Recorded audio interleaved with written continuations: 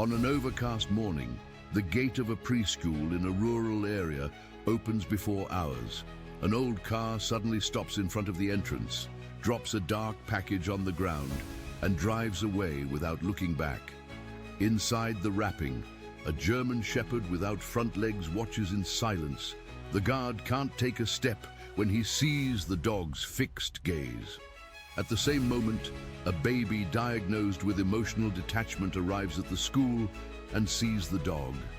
Without anyone saying a word, he walks to the dog and places his hand on its head.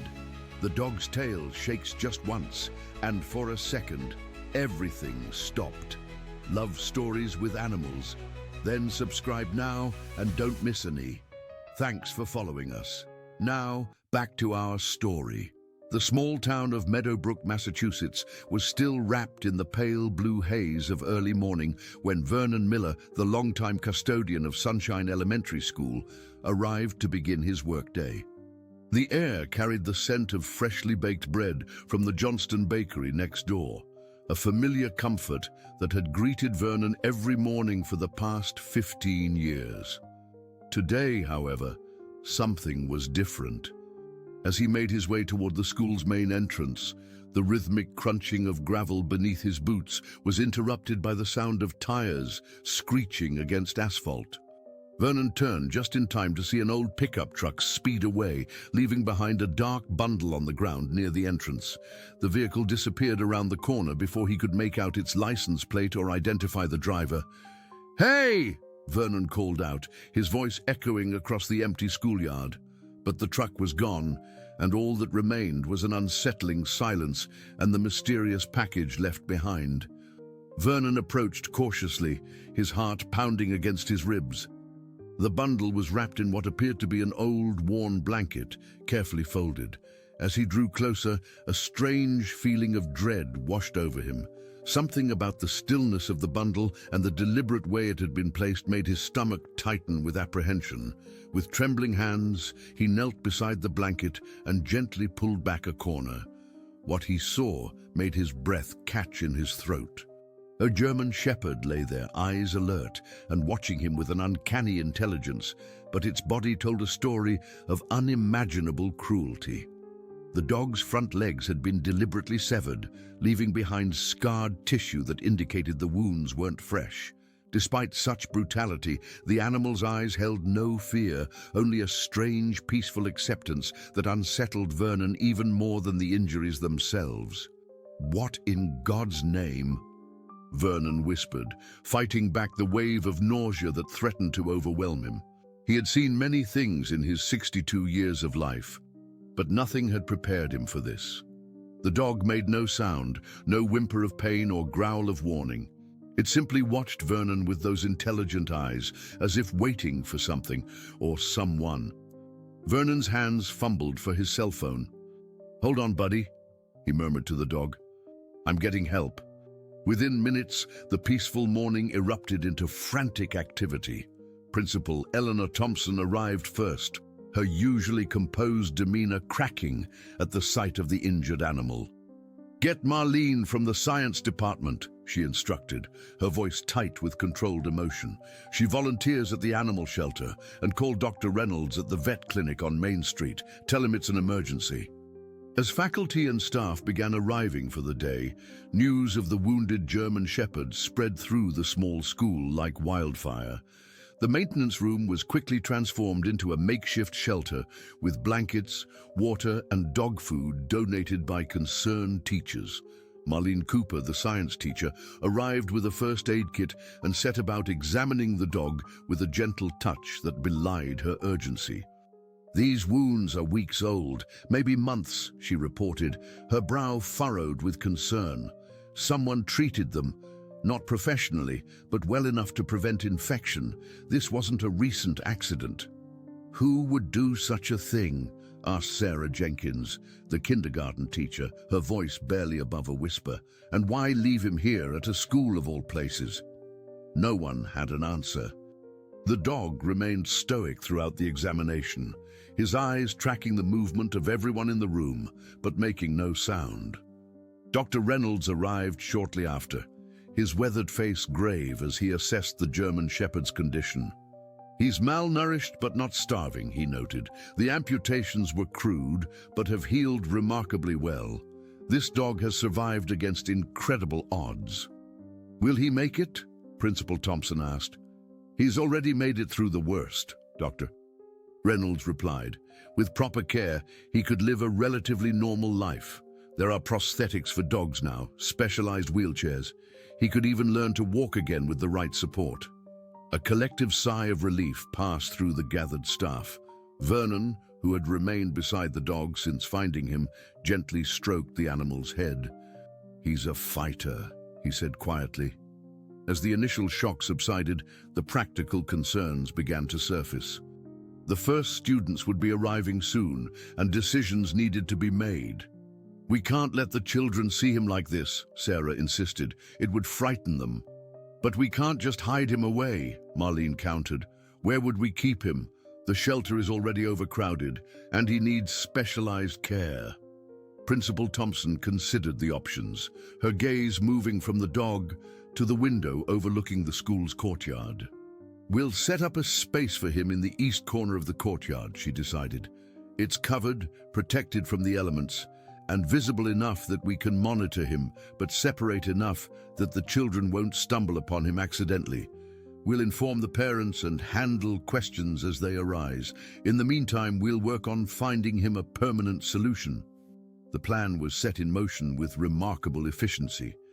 By the time the first school buses began to arrive, a comfortable space had been created for the German Shepherd in the courtyard, complete with a soft bed, water, and food.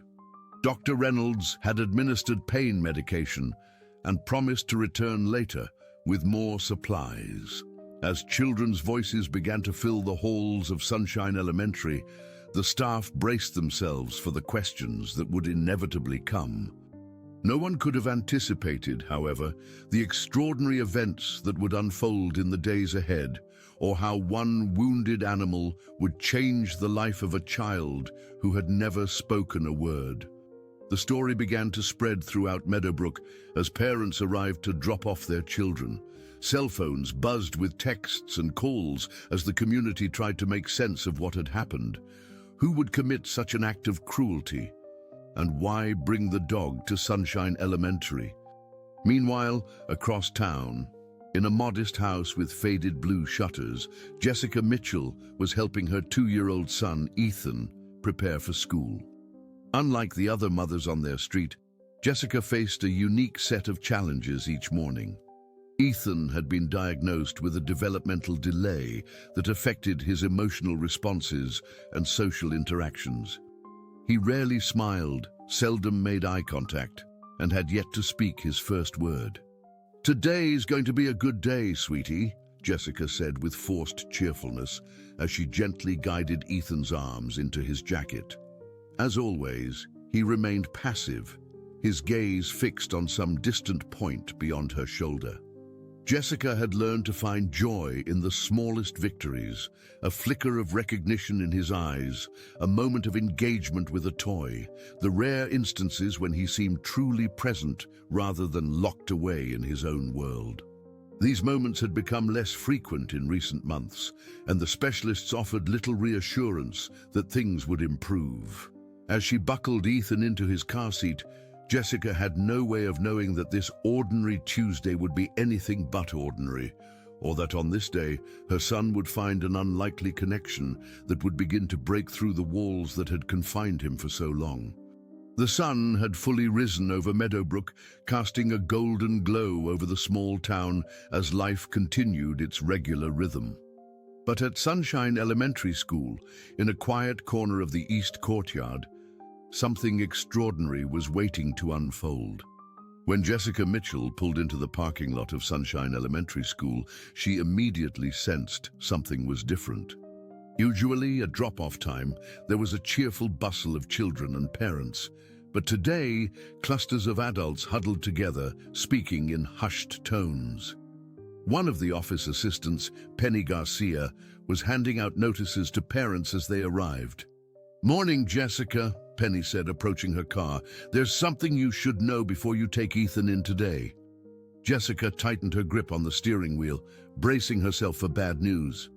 As the mother of a child with special needs, she'd grown accustomed to receiving updates about Ethan's difficulties adjusting to school routines. "We found an injured dog on school grounds this morning," Penny explained, passing a notice through the car window. "He's been treated by a vet and is resting comfortably in the east courtyard. He's being well cared for, but we wanted to let all parents know, especially since some of the children might notice or hear about it." Jessica skimmed the notice, her heart softening at the description of the German Shepherd and the cruel amputation of his front legs. "That's terrible," she murmured, glancing back at Ethan, who sat motionless in his car seat, staring out the window. "Is the dog safe around children?" "He's remarkably gentle," Penny assured her. "Dr. Reynolds said he's never seen an animal so calm after experiencing such trauma. Principal Thompson has arranged for him to stay in a sectioned-off area until we figure out next steps, but he's not aggressive at all." Jessica nodded, her mind already turning to how she would explain this to Ethan if he noticed something different about the school today. Not that Ethan had ever shown much interest in his surroundings. In fact, most days it seemed as if he moved through the world without seeing it at all. "Thank you for letting me know," Jessica said, unbuckling her seatbelt. "We'll be extra careful around the courtyard." As she helped Ethan out of the car, she was struck by how small he seemed against the backdrop of the busy school. At 2 years old, he was enrolled in Sunshine Elementary's early intervention program, which accepted a limited number of toddlers with developmental needs. The hope was that early socialization with typical peers would help bridge the gap in Ethan's emotional development. So far, the results had been discouraging. Ethan spent most days in a state of detached observation, unresponsive to the efforts of even the most enthusiastic teachers and therapists. Jessica had begun to wonder if perhaps they were asking too much of him, pushing him into a world he wasn't ready to join. Miss Amanda, Ethan's special education teacher, met them at the entrance.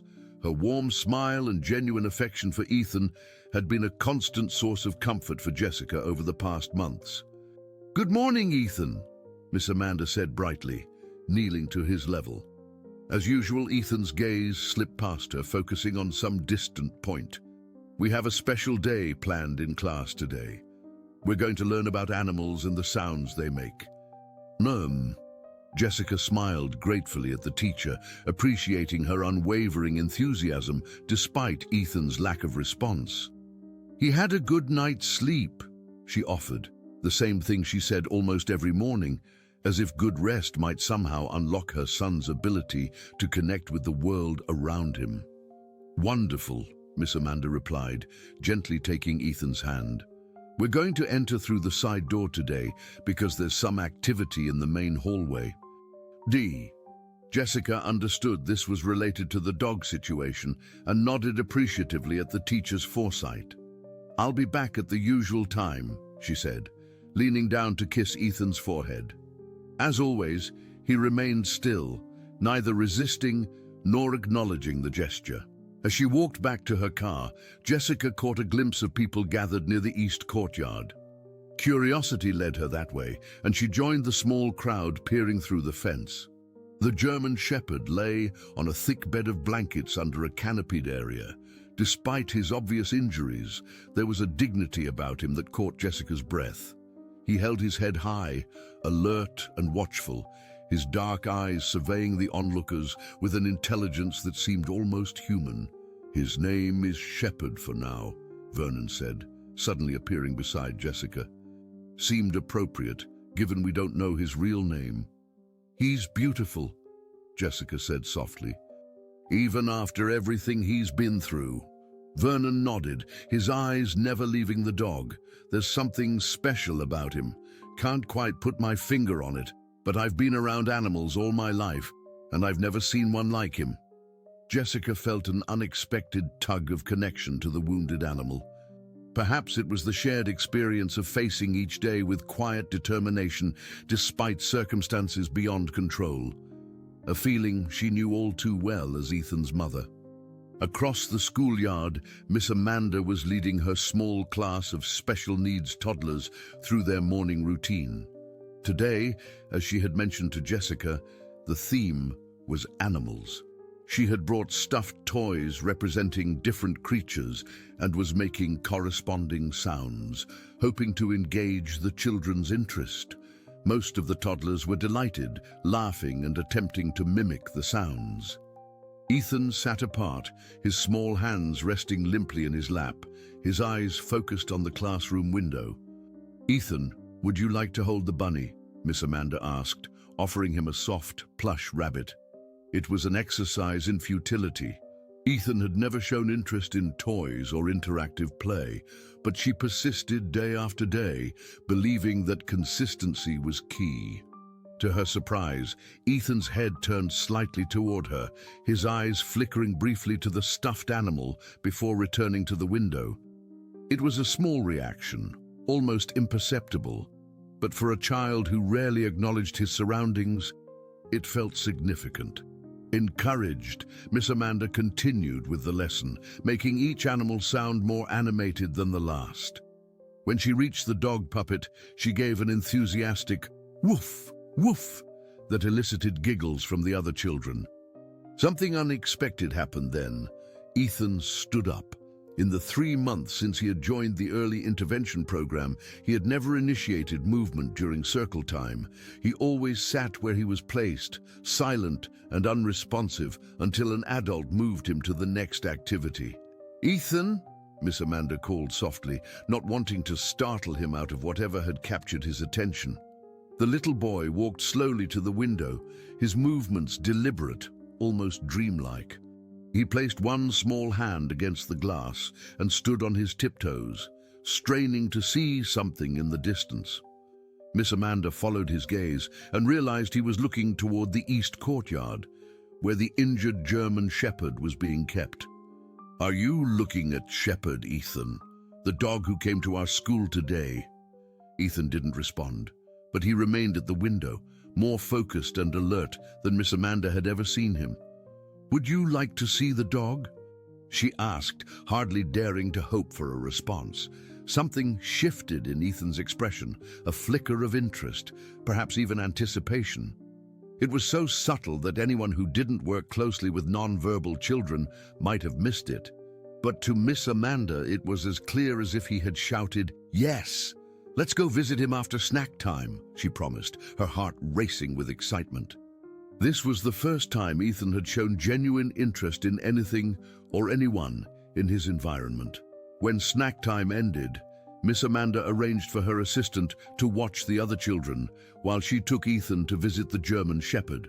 She had already cleared it with Principal Thompson, explaining the unprecedented nature of Ethan's reaction. As they approached the courtyard, Ethan's steps quickened. It was such a stark contrast to his usual sluggish movements that Miss Amanda found herself having to hurry to keep up with him. Vernon was still sitting near the dog, keeping a watchful eye on him. He looked up in surprise as Miss Amanda and Ethan approached. "Well, hello there," he said gently. "Have you come to meet our new friend?" Ethan didn't acknowledge Vernon's presence. His gaze was fixed solely on the German shepherd, who had raised his head at their approach, his ears perked forward with interest. "This is Ethan," Miss Amanda explained. "He saw Shepherd from our classroom window and seemed very interested. This is unusual for him. He rarely shows interest in anything." Vernon nodded, understanding. "Shepherd's been pretty popular today. Several classes have come by to say hello, but we're keeping the visits short so he doesn't get overwhelmed." "But we won't stay long," Miss Amanda assured him, then turned to Ethan. "Ethan, this is Shepherd. He's a very brave dog who needs our help." For the first time in his young life, Ethan Mitchell smiled. It wasn't a broad grin or a laugh, just a slight upturning of the corners of his mouth. But to Miss Amanda, who had worked tirelessly to connect with this silent child, it might as well have been a symphony. Ethan took a step closer to the dog, then another, his movements cautious but purposeful. The German shepherd watched him approach, his tail giving a slight thump against the blankets. Vernon and Miss Amanda exchanged glances, both sensing they were witnessing something extraordinary, but afraid to speak or move, lest they break the spell. When Ethan was just a foot away from Shepherd, he stopped. For a long moment, boy and dog regarded each other in silent communion, as if the rest of the world had fallen away, leaving only the two of them in a bubble of mutual understanding. Then, with a gentleness that brought tears to Miss Amanda's eyes, Ethan reached out and placed his small hand on Shepherd's head. The dog closed his eyes and released a deep sigh, as if he had been holding his breath, waiting for this very moment. And for the first time since his arrival at Sunshine Elementary, Ethan made a sound, a soft, contented hum that vibrated in the quiet courtyard. The following morning, Jessica Mitchell noticed something was different about her son. As she helped Ethan get dressed for school, she realized he was more alert, his movements less mechanical. When she mentioned going to school, she could have sworn his eyes brightened slightly, a reaction she had never witnessed before. "Are you excited about school today, sweetie?" she asked, hardly daring to hope for a response. Ethan didn't answer, but he walked to the front door on his own and stood waiting, an unprecedented display of initiative that left Jessica momentarily speechless. On the drive to Sunshine Elementary, Jessica couldn't stop thinking about what Miss Amanda had told her the previous afternoon. How Ethan had not only shown interest in the injured German Shepherd, but had actually smiled and made a sound. It seemed almost too miraculous to believe, especially after months of specialists suggesting that Ethan's emotional development might always lag significantly behind his peers. "Miss Amanda says you made a new friend yesterday," Jessica said conversationally as they pulled into the school parking lot. She had long ago grown accustomed to carrying on one-sided conversations with her son, never expecting replies, but hoping the sound of her voice offered some comfort. "Shepherd sounds like a special dog." For the first time in memory, Ethan turned his head toward her voice, his eyes meeting hers briefly before darting away. The contact lasted less than a second, but it was enough to make Jessica's heart leap in her chest. Something had changed in her son, some dormant part of him awakening. When they arrived at the classroom, Miss Amanda was waiting with an excited smile. "He's been asking about Ethan all morning," she said. "Who has?" Jessica asked, confused. "Shepherd," Miss Amanda explained. "Not verbally, of course, but he's been watching the doorway each time someone enters the courtyard. Dr. Reynolds was here earlier and said Shepherd's behavior suggests he's formed an attachment. It's quite remarkable." Jessica glanced down at Ethan, who was scanning the classroom with an intensity she had never seen before. Would it be possible for him to see Shepherd again today?" "I've already arranged it," Miss Amanda assured her. "Principal Thompson has approved a special schedule modification. Ethan will spend his usual therapy time with Shepherd instead. Our school psychologist, Dr. Lewis, will observe their interactions. If it continues to have a positive effect, we might develop a more formalized program." Jessica blinked back sudden tears. After so many months of watching her son retreat further into his isolated world, this unexpected breakthrough felt like a gift she hardly dared to accept. "Thank you," she whispered, "for not giving up on him." "It's Shepherd who deserves the thanks," Miss Amanda said softly. "Something about that dog speaks to Ethan in a way none of us have been able to." And after Jessica left, Miss Amanda guided Ethan through the morning routine, noting with growing excitement how much more engaged he seemed. During story time, while he still didn't join the circle with the other children, he sat closer than usual, occasionally glancing at the book's illustrations when she held them up. When the promised time came to visit Shepherd, Ethan stood immediately, his body language betraying an eagerness that was entirely new. Miss Amanda took his hand and led him to the courtyard, where Dr. Lewis was already waiting, notebook in hand. "Remember to let them approach each other in their own time," Dr. Lewis cautioned. "We don't want to force the interaction or create any pressure." but her concern proved unnecessary. The moment Ethan stepped into the courtyard, Shepard's head lifted, his ears perked forward, and his tail began to wag slowly against the blankets. Ethan walked directly to the dog without hesitation, dropping to his knees beside the makeshift bed. "Hello, Shepard," Miss Amanda said cheerfully. "We've come back to visit you today." Ethan placed his small hand on Shepard's head, exactly as he had done the day before. The dog closed his eyes in contentment, and that same soft hum emerged from Ethan's throat, a sound that seemed to convey more emotion than any words could have expressed. Dr. Lewis scribbled notes furiously, her professional composure slipping as she witnessed the extraordinary connection between the wounded animal and the emotionally distant child. "This is remarkable," she murmured. "I've never seen anything quite like it." "What does it mean?" Miss Amanda asked. "I'm not sure yet," Dr. Lewis admitted. "But whatever it is, it's significant. Ethan is demonstrating emotional engagement that has been entirely absent until now. And the dog, he seems to understand exactly what Ethan needs." Over the next hour, they watched as Ethan sat quietly beside Shepard, sometimes stroking his fur, sometimes simply resting his hand on the dog's side.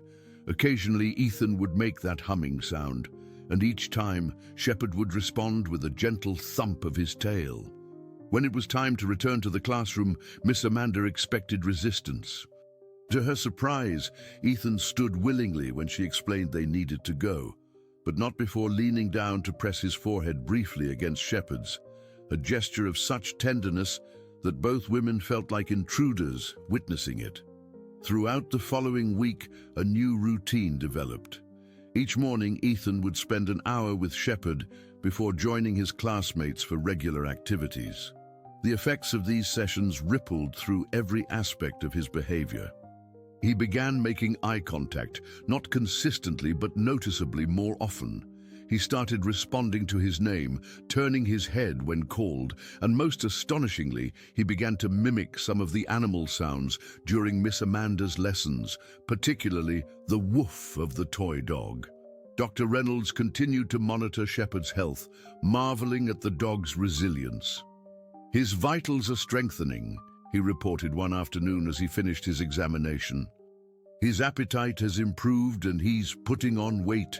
Whatever this connection with the boy is doing for Ethan, it seems to be helping Shepard heal as well." The transformation wasn't limited to the hours Ethan spent at school. Jessica began noticing changes at home too. Ethan started showing preferences, reaching for certain books at bedtime, selecting specific toys from his shelf. One evening, as Jessica was preparing dinner, she turned around to find Ethan standing beside her, holding his favorite cup, his eyes clearly communicating a request for water. "You're thirsty," she said, her voice breaking with emotion as she filled the cup. "You're telling me what you need." "No."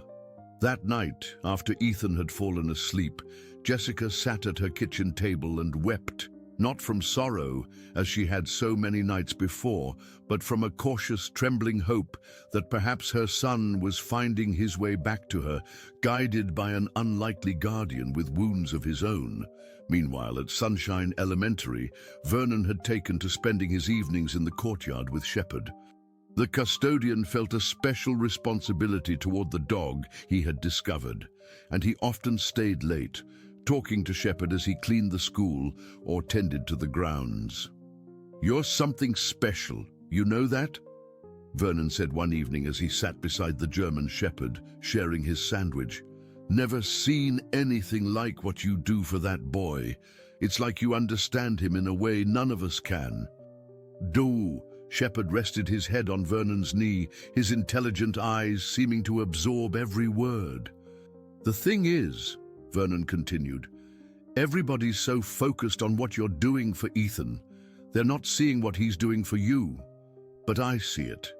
You're getting stronger every day, not just your body, but something in your spirit."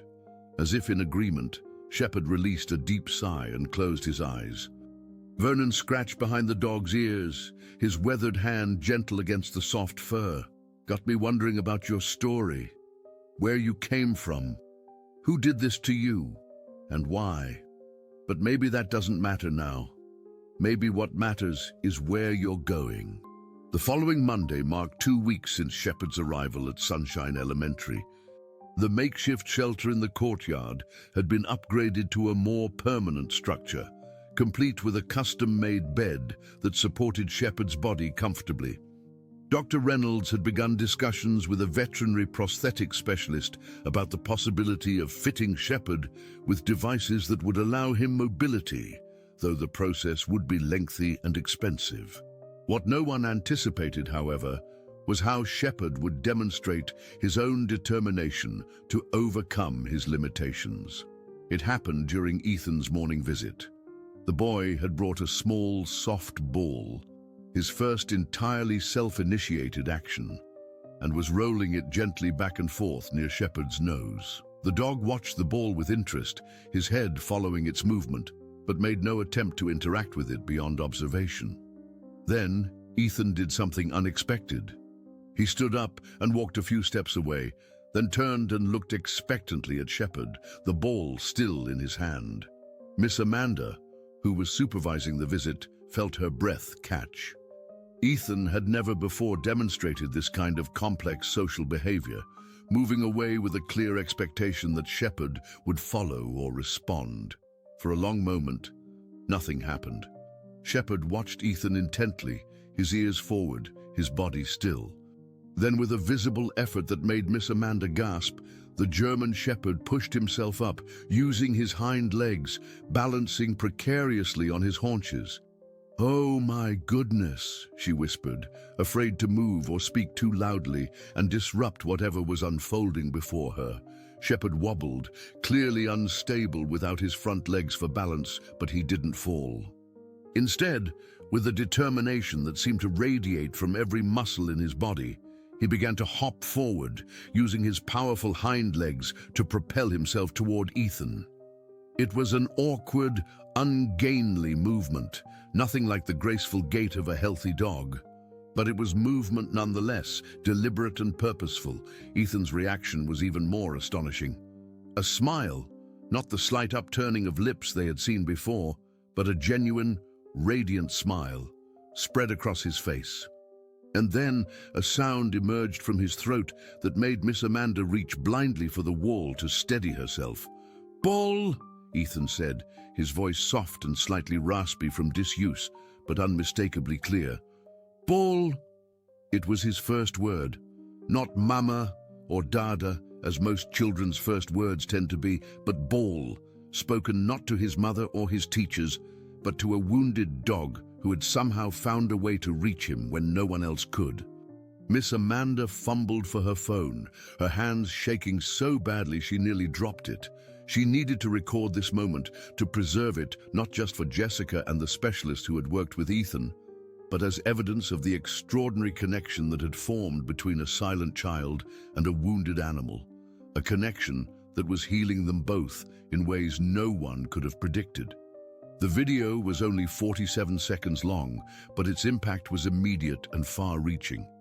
Miss Amanda had captured the moment when Shepard, balancing on his hind legs, hopped toward Ethan, and the boy spoke his first word.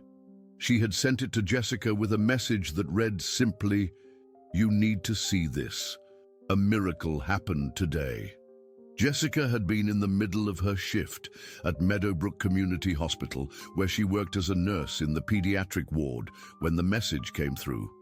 She had stepped into the break room to watch it, and her colleagues later told her that her cry of joy had echoed through the entire floor. By the time Jessica arrived at Sunshine Elementary for pickup, her phone had not stopped buzzing with notifications. Miss Amanda had asked her permission to share the video with Dr. Lewis and the other specialists who had been working with Ethan. From there, it had spread to other staff members, and eventually, with Jessica's approval, Principal Thompson had shared it with the school board to demonstrate the unexpected benefits of allowing Shepard to remain on school grounds. "I hope you don't mind," Principal Thompson said, as Jessica signed Ethan out for the day. The video has generated some much-needed support for our proposal to create a formal therapy animal program here at Sunshine. The board members were deeply moved. "I don't mind at all," Jessica assured her, watching as Ethan walked steadily beside her, more present and aware than she had ever seen him. "If Ethan's story can help other children, that's all that matters to me." What neither woman anticipated was how quickly the video would spread beyond the confines of their small town. By that evening, it had been shared thousands of times across multiple social media platforms. Local news stations picked it up first, with headlines like "Wounded Dog Helps Non-Verbal Child Speak His First Word" and "Unlikely Friendship Leads to Breakthrough." Within 48 hours, national outlets had discovered the story. A producer from a morning show in New York called Principal Thompson, asking if they could send a crew to Meadowbrook to film a segment about Ethan and Shepard. "This is getting overwhelming," Jessica confessed to Miss Amanda over the phone that night. "I'm thrilled about Ethan's progress, but I never expected this kind of attention. I'm worried about how it might affect him. And Shepard. We'll protect them both," Miss Amanda promised. "We can control who has access to the school grounds, and we'll make sure any media coverage is conducted on terms that prioritize Ethan's well-being." The following day, Jessica was surprised to find Dr. Olivia Carter, the head of pediatric neurology at Meadowbrook Community Hospital, waiting for her at the nurses' station. "I saw the video," Dr. Carter said without preamble. "Your son is the one with the dog, yes? The nonverbal boy?" Jessica nodded, suddenly feeling defensive. Dr. Carter had a reputation for clinical detachment and skepticism toward alternative therapies. "Ethan has shown remarkable progress since meeting Shepard," she said carefully. To her surprise, Dr. Carter's expression softened. "I believe it," she said. "I've been following research on animal-assisted therapy for developmental disorders. There have been several promising studies, but nothing as dramatic as what I saw in that video. I'd like to document Ethan's case properly with your permission. It could help advance our understanding of how these connections work."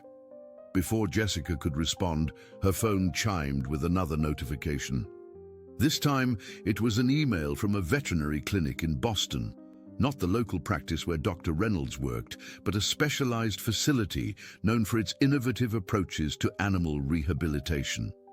"Dear Ms. Mitchell," the email began, "we recently became aware of the extraordinary bond between your son and the injured German Shepherd at Sunshine Elementary School. Our clinic specializes in mobility solutions for animals with limb amputations, and we would like to offer our services to Shepard at no cost. We believe he would be an excellent candidate for our prosthetics program, and we would be honored to help him regain his mobility. Please contact us at your earliest convenience to discuss this possibility." Jessica stared at her phone in disbelief. The clinic was over 2 hours away from Meadowbrook, and their services were known to be extremely expensive. That they would offer to help Shepard for free seemed almost too good to be true. "Good news?" Dr. Carter asked, noting Jessica's expression. "A clinic in Boston wants to help Shepard," Jessica explained, her voice thick with emotion. "They're offering prosthetics for him, for free." Dr. Carter smiled. "The power of that video," she said simply. "It touches something universal in all of us, the need for connection, the capacity for healing against all odds. Don't underestimate the impact of what's happening here, Jessica. It's not just about Ethan and Shepard anymore. It's becoming something much bigger." By the end of the week, the original video had been viewed millions of times. Donations had begun pouring into a fund that Principal Thompson hastily established for Shepard's care. Local businesses in Meadowbrook put collection jars on their counters, and a pet supply store offered to provide a lifetime of food and basic necessities for the dog. The specialized clinic in Boston, Pioneer Veterinary Rehabilitation Center, sent a team to Meadowbrook to evaluate Shepard in person. Dr. Reynolds, who had been caring for Shepherd since his arrival at the school, worked alongside the specialists as they examined the German Shepherd's condition. His physical resilience is remarkable, Dr. Maya Patel, the lead prosthetist, commented as she gently palpated the healed tissue where Shepherd's front legs had been. Whoever performed these amputations did so with minimal knowledge of proper technique. Yet somehow the wounds healed without major complications. It's as if his body refused to give up, despite everything. Vernon hovered nearby, unwilling to leave Shepherd alone with strangers, even medical professionals. "That's just who he is," the custodian said proudly, "a fighter through and through." Dr. Patel nodded thoughtfully as she continued her examination. "The good news is that there's enough healthy tissue remaining for us to fit him with functional prosthetics. It won't be simple. He'll need several surgeries to prepare the sites properly, followed by a gradual adjustment period with temporary devices before we can fit the permanent ones. But with proper rehabilitation, there's every reason to believe he could regain significant mobility." "How long would the process take?" Principal Thompson asked. "From start to finish, about 6 months," Dr. Patel replied. "The initial surgeries would require him to stay at our facility in Boston for several weeks. After that, he could return here for the adjustment phase with regular checkups at our clinic." A concerned murmur passed through the group. The thought of Shepherd being away from Sunshine Elementary, away from Ethan for weeks, was troubling. "Is there any way the surgeries could be performed here in Meadowbrook?" Jessica asked. She had been invited to the meeting as Ethan's mother and as the person who had become Shepherd's unofficial advocate. "I'm concerned about the impact on my son if Shepherd disappears from his life, even temporarily." Dr. Patel considered this. "The procedures require specialized equipment that we can't easily transport. However," she added, seeing the disappointment on their faces, "we could potentially adjust our approach. Instead of doing all the preparatory surgeries at once, we could schedule them individually, with recovery periods in between where Shepherd could return to Meadowbrook. It would extend the overall timeline, but it might be less disruptive for both Shepherd and Ethan."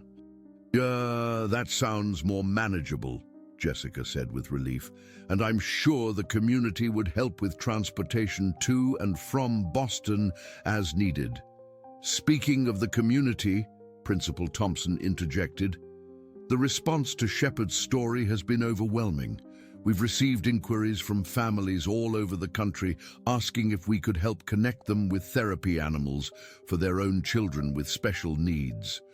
It's far beyond our capacity as an elementary school, but it does suggest there's a significant unmet need out there."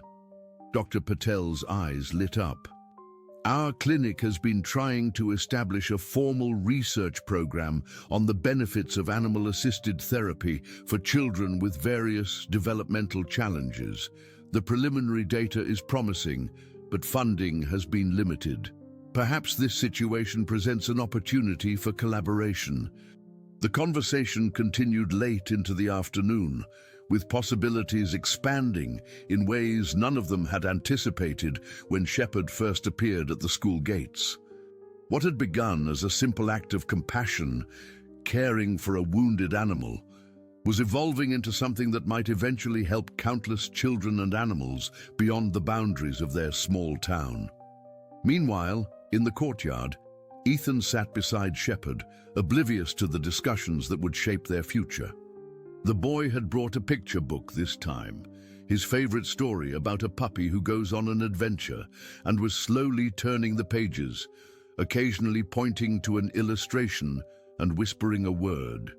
His vocabulary had expanded to nearly a dozen words in the 2 weeks since he first said "ball," each one spoken first to Shepherd before eventually being used with Miss Amanda and Jessica.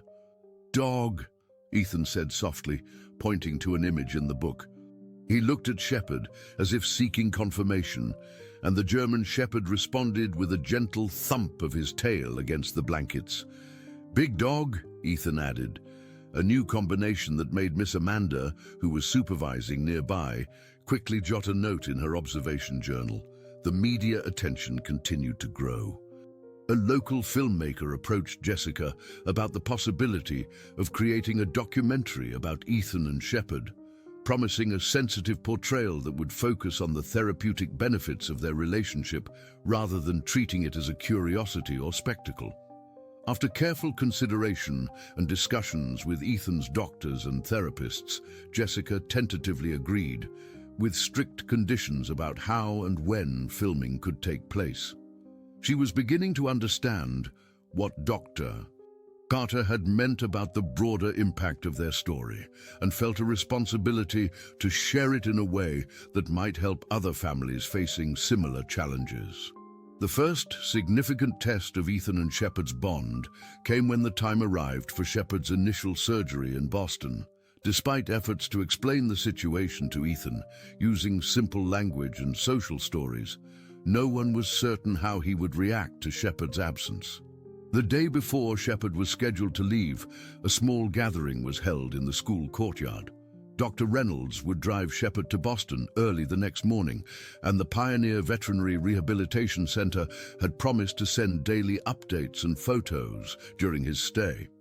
"We'll see Shepard again very soon," Jessica reassured Ethan as they visited the German Shepherd for what would be the last time in several days. "He's going to get special help to make him feel better." Ethan knelt beside Shepard, his small hand resting on the dog's head in their customary greeting. "Shepard go?" he asked, the simple question revealing both his growing language skills and his awareness of the situation. "Yes, sweetie," Jessica confirmed, fighting back tears at this evidence of her son's emotional understanding, something that would have seemed impossible just weeks ago. "Shepard go tomorrow. Shepard come back soon." Ethan was quiet for a long moment, his eyes locked with Shepard's in that peculiar, intimate connection they shared. Then, to everyone's surprise, he leaned forward and wrapped his arms around the dog's neck in a gentle hug. "Bye-bye, Shepard," he whispered. "Come back." Miss Amanda, who had been filming the interaction to add to their documentation of Ethan's progress, quickly turned away to hide her tears. Vernon pretended to be busy adjusting Shepard's bedding, though his hands shook with emotion, and Jessica, watching her son demonstrate empathy and emotional awareness that specialists had warned might never develop, felt a surge of gratitude so powerful it nearly took her breath away. As they prepared to leave, Ethan suddenly turned to Vernon and extended his hand, offering something. It was a small, stuffed dog, well worn from years of being carried everywhere, though Ethan had never shown any particular attachment to it before. "For Shepard," Ethan said clearly. "Keep safe." Vernon accepted the toy with the solemnity the moment deserved. "I'll make sure he has it with him the whole time," he promised, his gruff voice breaking slightly. "So he remembers you while he's away." And as Jessica led Ethan from the courtyard, she glanced back to see Vernon carefully placing the stuffed toy beside Shepard, who watched them leave with those intelligent, soulful eyes that seemed to understand everything, even the parts that remained unspoken. The morning after Shepard left for Boston, Ethan stood at his bedroom window for nearly an hour, gazing out at the street as if expecting the German Shepherd to appear. When Jessica gently reminded him that Shepard would be away for a few days, Ethan nodded solemnly but continued his vigil. "Miss you," he said quietly, pressing his palm against the glass. The words, though simple, struck Jessica like a physical blow. 6 weeks ago, doctors had warned her that Ethan might never develop the emotional capacity to feel or express attachment. Now he was not only acknowledging absence, but articulating the feeling it created within him. The progress was nothing short of miraculous. At school, Miss Amanda had prepared a special project to help Ethan cope with Shepard's absence. She had created a calendar with photographs of the German Shepherd, allowing Ethan to mark off each day until his return. She also set up a video call with Dr. Reynolds, who had stayed in Boston after delivering Shepard to the rehabilitation center. "Shepard is doing very well, Doctor," Reynolds assured them, turning his phone camera to show the dog resting comfortably in a spacious kennel, Ethan's stuffed toy visible beside his head. The doctors here are taking excellent care of him. Ethan leaned closer to the screen, his eyes fixed on Shepard's image. "Home soon?" he asked. "Yes, home soon," Dr. Reynolds promised. "Just a few more sleeps." Throughout the day, Miss Amanda noticed that while Ethan was certainly more subdued without Shepard, he didn't retreat back into his previous state of emotional disconnection.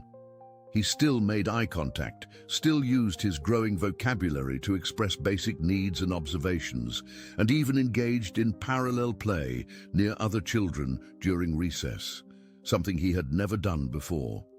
"It's like Shepard gave him the key to unlock something inside himself," Miss Amanda commented to Jessica during pickup. "And now that it's unlocked, it's not closing again, even with Shepard temporarily gone." Jessica felt a surge of hope at these words. Her greatest fear had been that Ethan's progress was entirely dependent on Shepard's presence, that without the dog, her son would regress to his previous state of isolation. The fact that he was maintaining his newfound skills suggested that the changes were becoming intrinsic, not merely situational. That evening, as a light rain pattered against the windows of their small home, Jessica sat beside Ethan on the couch, looking through a photo album of their life together. It was something she had tried many times before, with Ethan showing no interest in the images of himself as a baby or toddler. Tonight, however, he pointed to various photographs, occasionally naming people he recognized or asking simple questions. When they reached a page with pictures from a family trip to a local farm 2 years earlier, Ethan suddenly became more animated. "Dog!" he exclaimed, pointing to a fuzzy image in the background of one photo. Jessica looked more closely. Indeed, there was a German Shepherd visible in the distance, though she hadn't noticed it when taking the picture. "Yes, that's a dog-like Shepherd," she agreed. Ethan shook his head with surprising vehemence. "Shepherd," he insisted, tapping the photo repeatedly. Jessica squinted at the image, trying to make out details. The dog was too far away, and the photo too blurry to identify specific features. "That's probably not Shepard, honey," she said gently. "That was a different dog at the farm." But Ethan remained adamant, and Jessica made a mental note to ask Dr. Reynolds if he knew where Shepard had been before he appeared at the school. Perhaps there was a connection she wasn't seeing. The next day brought unexpected news from Boston. Shepard's first surgery had gone smoothly, and the veterinary team was pleased with his progress. However, during their pre-surgical examination, they had discovered something startling, a microchip embedded under his skin. It was inactive, which is why it wasn't detected in earlier examinations. Dr. Patel explained over the phone to Principal Thompson. "We've reactivated it and contacted the registration service. If all goes well, we might be able to trace Shepard's original owner." The news spread quickly through the tight-knit group of people who had become Shepard's extended family. Reactions were mixed.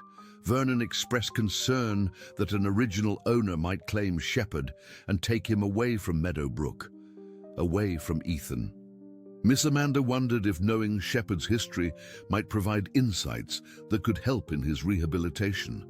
And Jessica found herself torn between curiosity about the dog's past and anxiety about how any revelations might impact her son's future. 2 days later, as Shepard was recovering from his surgery, the Pioneer Veterinary Rehabilitation Center received a call from a woman named Eleanor Winters, who claimed to be Shepard's original owner. She had been contacted by the microchip registry and was desperate for information about her long-lost pet. "His real name is Max," she told Dr. Patel, her voice breaking with emotion. "He disappeared from our farm over 3 years ago. We searched everywhere, put up flyers, contacted every shelter within 100 miles. Eventually, we had to accept that he was gone forever. Until yesterday, when I got the call about his microchip being activated." Dr. Patel listened sympathetically, but remained cautious. "The dog we're treating has suffered severe injuries," she explained. "Both of his front legs were amputated, though we don't know the circumstances. We're in the process of fitting him with prosthetics." There was a long silence on the other end of the line. "May I see him?" Eleanor finally asked, her voice barely above a whisper. "I'd know my Max anywhere, no matter what's happened to him." No. Arrangements were made for Eleanor to visit the rehabilitation center the following day. Meanwhile, Dr. Patel called Jessica to inform her of this development. "She lives about 40 miles from Meadowbrook," Dr. Patel explained, "on a farm near the Vermont border. She seems genuinely distraught about what's happened to her dog and insists she's been searching for him for years." "Does she want him back?" Jessica asked, the question that had been foremost in her mind since hearing about the microchip. "She didn't say explicitly," Dr. Patel replied. "Right now, she just wants to confirm whether Shepherd, or Max as she calls him, is indeed her missing dog. But I think we should prepare for the possibility that she might want to reclaim him." Jessica's heart sank. How would she explain this to Ethan, who had only just begun to cope with Shepherd's temporary absence? The thought of telling him the dog might never return was almost unbearable. "I'd like to be there when she meets Shepherd," Jessica decided. "If there's a chance this woman is going to become part of our lives or potentially take Shepherd out of them, I need to understand who she is and what her intentions are." Dr. Patel agreed to arrange it, and the following morning, Jessica made the 2-hour drive to Boston, her mind churning with questions and concerns. She arrived at the rehabilitation center 30 minutes before Eleanor Winters was scheduled to visit. Shepherd was awake and alert when Jessica entered his private room at the clinic. His hindquarters were supported by a specialized harness, keeping pressure off his surgical sites, and an IV delivered pain medication and antibiotics. Despite these clinical interventions, his eyes brightened at the sight of a familiar face, and his tail thumped weakly against the padded surface of his bed. "Hey there, brave boy," Jessica said softly, moving to his side and gently stroking his head. "Ethan sends his love. He misses you terribly." Shepherd leaned into her touch, and Jessica felt a lump form in her throat. In just a few short weeks, this remarkable animal had transformed her son's life in ways she had scarcely dared to hope for. The thought of losing him now was almost too painful to contemplate. Dr. Patel entered the room, followed by a woman in her late 50s with silver-streaked auburn hair pulled back in a practical braid. She wore well-worn jeans, sturdy boots, and a flannel shirt, the practical attire of someone who worked outdoors.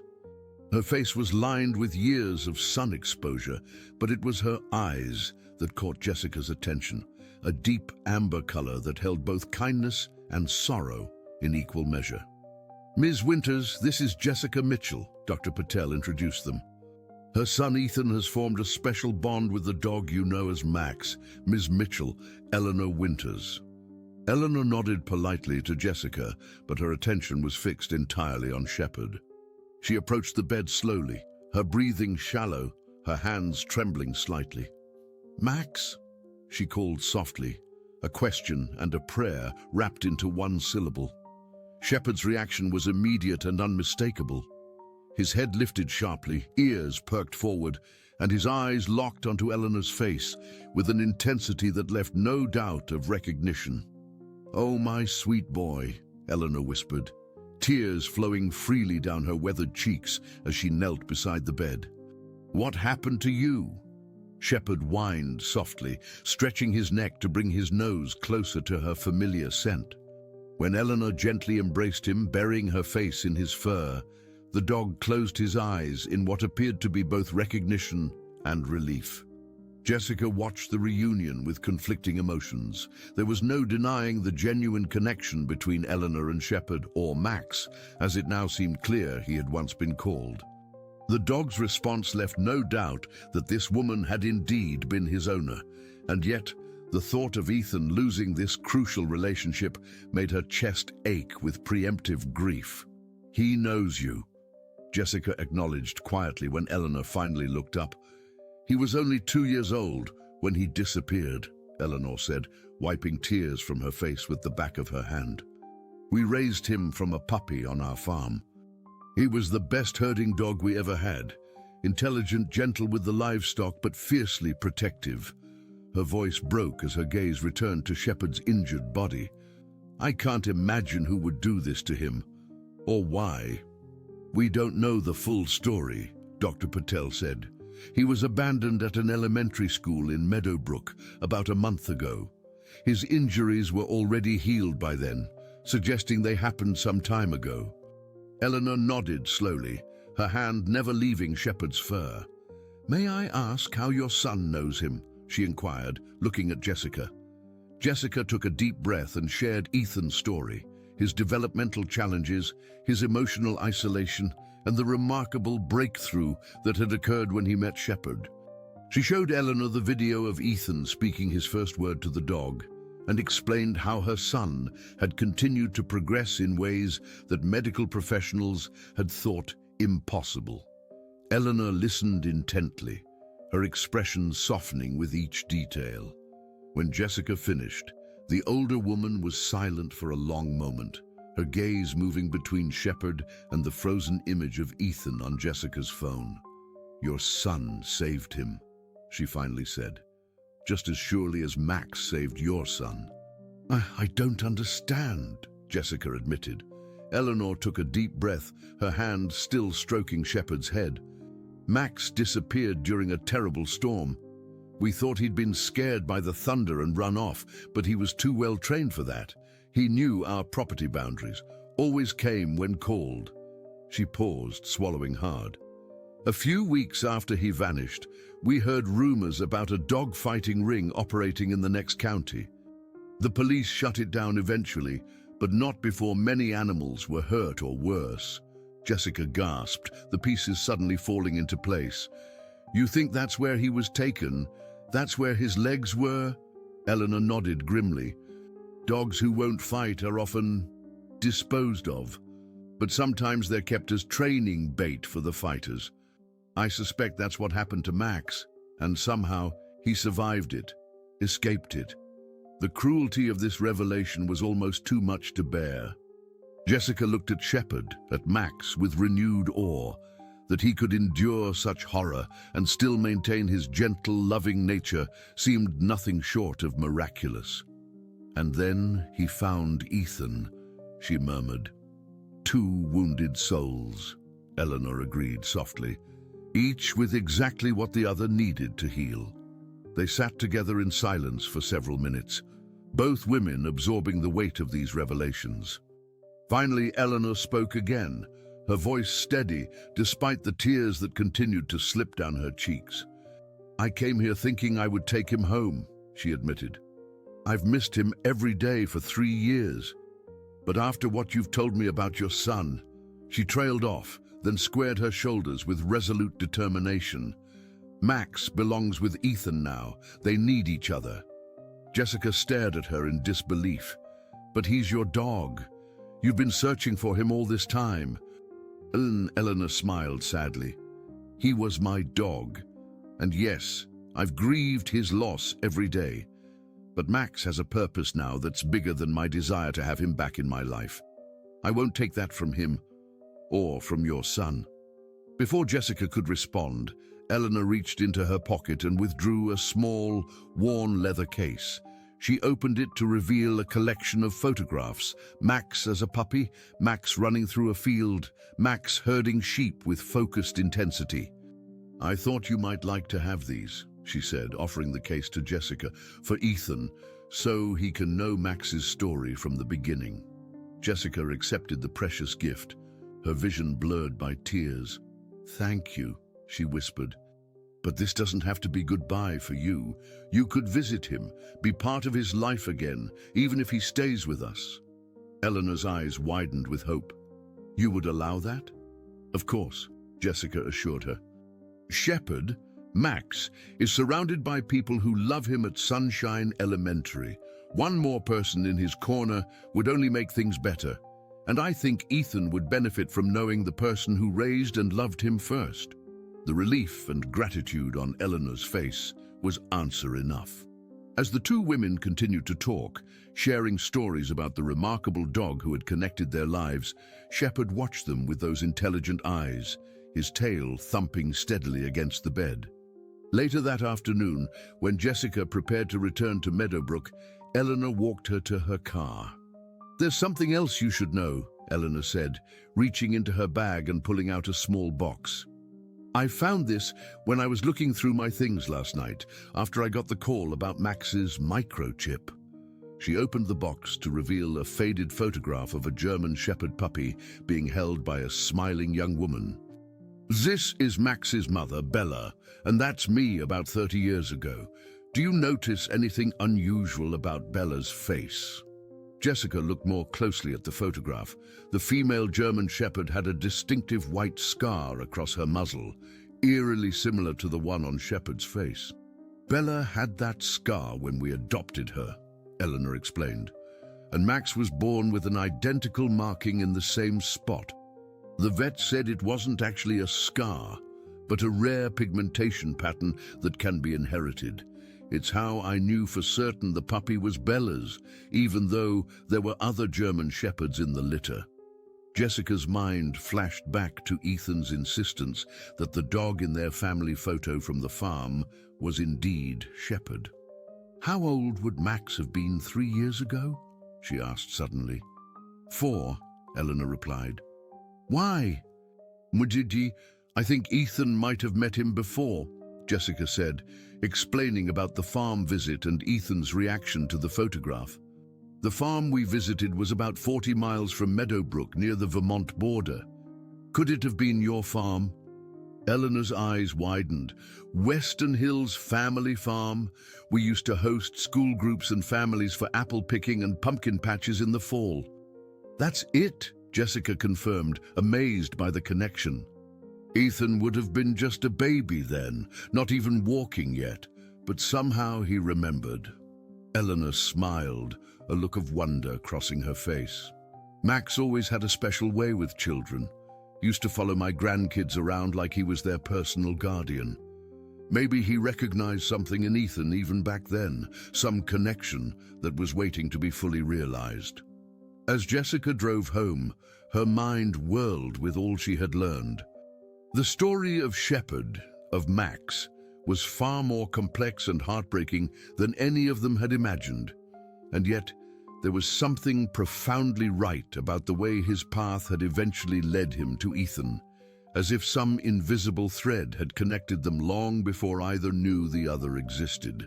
When she arrived home, Ethan was waiting by the window, his eyes lighting up at the sight of her car. "Shepherd?" he asked hopefully as she entered the house. "Not yet, sweetheart," Jessica said gently. "But I met someone today who knows Shepherd very well, someone who loved him before we did, and she gave me these to show you."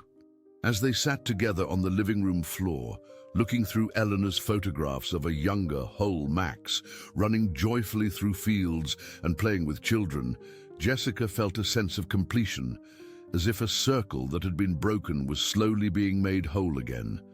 "Shepherd happy?" Ethan observed, pointing to a picture of Max leaping into a lake, his expression one of pure canine joy. "Yes," Jessica agreed, hugging her son close. "And soon he'll be happy with us again. I promise." The spring morning dawned crisp and clear, sunlight filtering through the trees that surrounded Sunshine Elementary School. In the east courtyard, a crowd had gathered, teachers, students, parents, and community members, all waiting with anticipation for a moment that had been 6 months in the making. Jessica stood with Eleanor beside the school entrance, Ethan between them, his small hand clutching both of theirs in nervous excitement. The three of them had formed an unexpected family unit over the past months, bound together by their shared love for a remarkable German Shepherd. "Are you ready, sweetie?" Jessica asked, kneeling down to Ethan's eye level.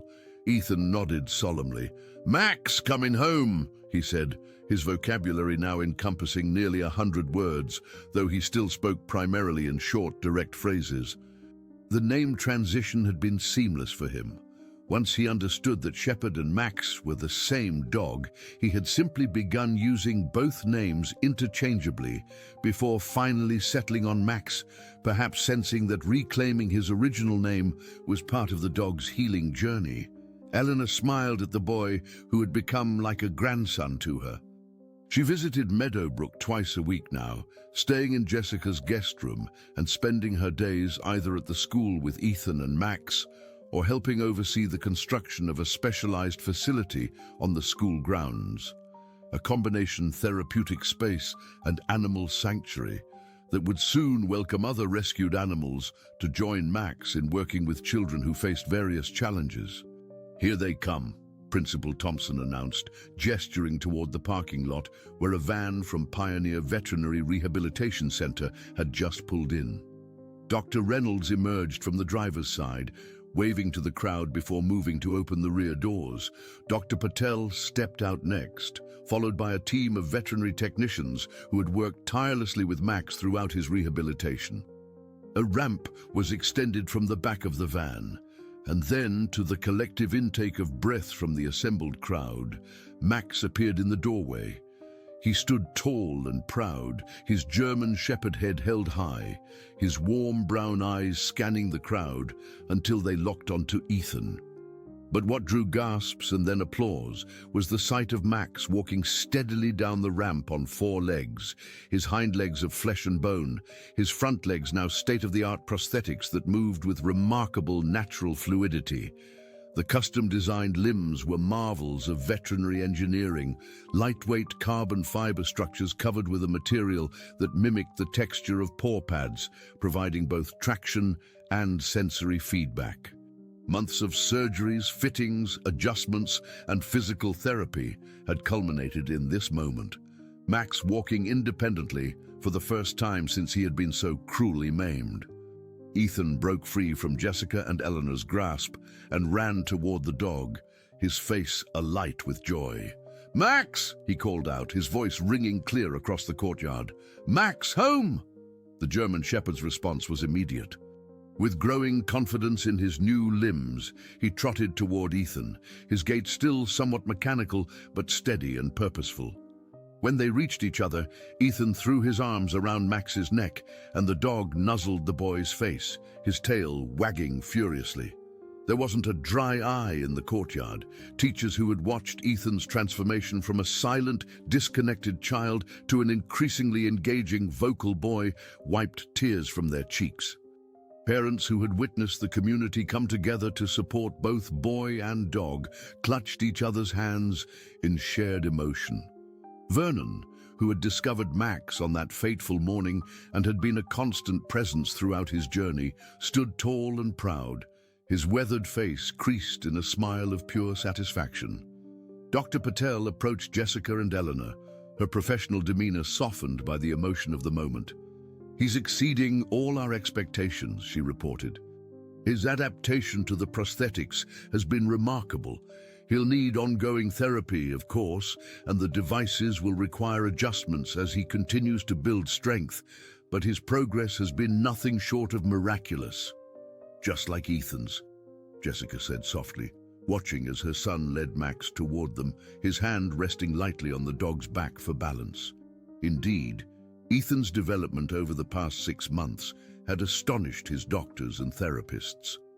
His vocabulary grew daily, and while his speech remained somewhat stilted, he was now communicating readily with those around him. He had begun to form friendships with other children, particularly those who showed interest in Max. Most remarkably, he had started to demonstrate empathy and emotional awareness that had once seemed beyond his capacity. "Look, Mommy!" Ethan exclaimed as he reached them, pointing to Max's new front legs. "Max walking!" "Bah, I see that, sweetheart," Jessica replied, her heart swelling with pride for both of them. "He's very brave, isn't he?" Ethan nodded seriously. "Max brave. Ethan brave too." Eleanor knelt beside them, gently running her hand along Max's back. "Yes, you're both very brave," she agreed. "And very strong." The celebration continued throughout the morning. The school had declared a half-day holiday in honor of Max's return, and the courtyard was filled with music, refreshments, and activities centered around animal welfare and disability awareness. Local news crews captured the moment for the evening broadcast, though they respectfully kept their distance, mindful of Ethan's occasional discomfort with too much stimulation. As the crowd began to disperse, Dr. Lewis, the school psychologist who had documented Ethan's progress from the beginning, approached Jessica with a professional journal in hand. "Our article was accepted," she announced proudly. "The Journal of Developmental Psychology wants to publish Ethan and Max's case study in their next issue. They're calling it a landmark example of animal-assisted therapy for children with social-emotional challenges." Jessica accepted the news with mixed emotions. On one hand, she was thrilled that Ethan's journey might help other children find their own paths to connection. On the other hand, it still felt strange to see their personal story dissected in clinical terms, reduced to methodologies and outcomes. "Will it help other kids like me?" Ethan asked unexpectedly, showing his growing comprehension of conversations happening around him. Dr. Lewis blinked in surprise at his perceptiveness. "Yes, Ethan," she replied honestly. "We hope it will help many other children find friends like Max who can help them the way he helped you." Ethan considered this seriously, then nodded his approval. "Good," he declared simply. By early afternoon, the celebration had wound down, and Jessica, Eleanor, and Ethan prepared to take Max home for the first time since his surgeries. He would still visit the school daily, continuing his special role in Ethan's education and eventually working with other children as part of the new therapy program. But his nights would now be spent in the small house with the blue shutters that had been modified to accommodate his needs. As they walked toward Jessica's car, Max matching his pace to Ethan's shorter strides, Vernon approached them one last time. "Got something for both of you," he said, reaching into his pocket and pulling out two small wooden carvings, one of a boy, one of a dog, connected by a length of smooth leather cord. "Made these myself. Thought you might like a reminder of how far you've come together." Ethan took the gift with unusual reverence, his fingers tracing the wooden figures. "Thank you," he said clearly, another sign of his growing social awareness. Vernon nodded, emotions playing across his weathered face. "You two take care of each other, you hear?" he said gruffly. "You've got important work ahead." Indeed, plans were already taking shape for the future. The therapy facility being built on the school grounds would not only provide a permanent base for Max's work with children, but would also serve as a training center for other therapy animals. Dr. Patel had secured funding for a research program that would document and refine their methodologies, potentially creating a model that could be replicated in schools across the country. Eleanor had decided to relocate permanently to Meadowbrook, selling her farm to a young couple who promised to maintain its tradition of educational programs for children. She had purchased a small cottage just down the street from Jessica and Ethan, close enough to be a daily presence in their lives, but allowing them the space to continue developing as their own family unit. As for Max, his journey from abandoned, wounded animal to pioneering therapy dog had captured imaginations far beyond their small town. A children's book author had approached Jessica about creating a series based on Max's adventures, with proceeds going to support animal rescue organizations and programs for children with special needs. That evening, as sunset painted the sky in shades of gold and pink, Jessica sat on the back porch of their home, watching as Ethan and Max explored the fenced yard together. The boy walked alongside the dog, occasionally steadying himself against Max's back, while the German Shepherd patiently matched his pace to Ethan's, his new prosthetic legs moving with increasing natural fluidity. "Look at them," Eleanor murmured, joining Jessica on the porch with two steaming mugs of tea. "You'd never know all they've been through." Jessica accepted the tea gratefully, her eyes never leaving the pair in the yard. "I think that's the most amazing part," she replied. "Not just that they've survived what happened to them, but that they've refused to be defined by it." Eleanor nodded thoughtfully. "That's the thing about healing," she observed. "It doesn't erase the scars. It just gives them meaning." As if sensing they were being discussed, Ethan and Max turned toward the porch. The boy waved enthusiastically, then whispered something in the dog's ear. Max's ears perked up, and they both trotted toward the women, Ethan giggling in a way that had once seemed impossibly out of reach. "Max says dinner time," Ethan announced as they reached the porch steps, his brown eyes sparkling with mischief. Jessica laughed, marveling at her son's growing sense of humor. "Does he now? And did Max also mention that he needs to wash his paws before eating?" Ethan nodded solemnly. "Max says, wash paws, wash hands." He demonstrated by holding his own small hands under Max's prosthetic front legs, as if the two of them were preparing to clean up together. As Eleanor led them inside to prepare dinner, Jessica lingered on the porch for a moment longer, watching the last rays of sunlight filter through the trees. She thought about the strange, winding path that had brought them all to this moment.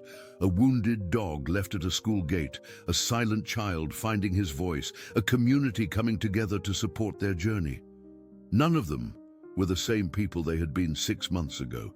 Their wounds, both visible and invisible, had reshaped them in profound ways. But those very wounds had also created openings for new connections, new possibilities, new ways of being in the world. Max's paws, though no longer made of flesh and bone, carried him forward with renewed purpose.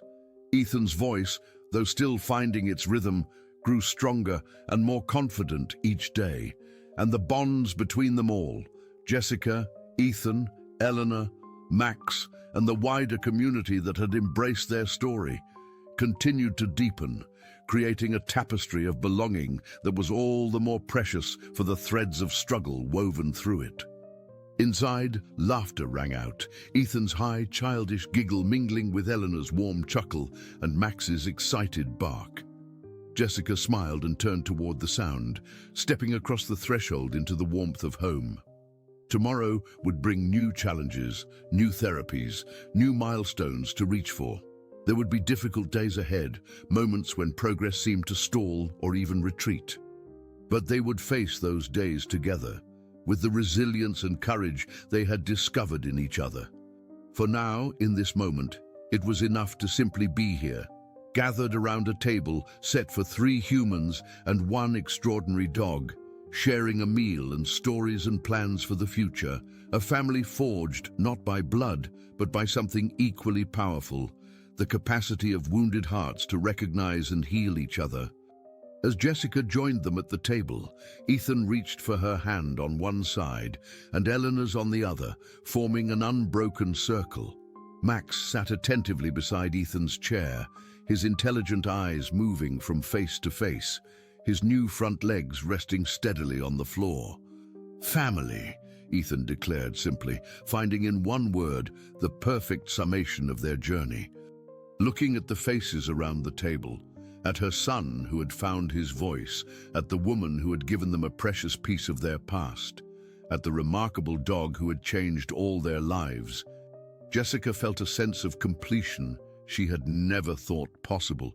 "Yes," she agreed softly, "family." And in that moment, it was enough. More than enough. It was everything. Their story reminds us that healing often comes from the most unexpected places, and that sometimes the most profound connections are formed between souls who have known similar pain. For more emotional stories that explore the resilience of the human spirit and the healing power of unlikely friendships, we've created a special playlist you can find by clicking on the link to your left. If Max and Ethan's story moved you, please don't forget to subscribe to our channel and give this video a thumbs up. Every day we bring you unique narratives that delve into life's complexities and celebrate the courage it takes to overcome obstacles. We'd love to hear your thoughts in the comments section below. Perhaps you have your own story of an unexpected connection that changed everything. Or maybe you've witnessed the extraordinary bond between a child and an animal. Your experiences enrich our community, and we look forward to continuing this journey with you.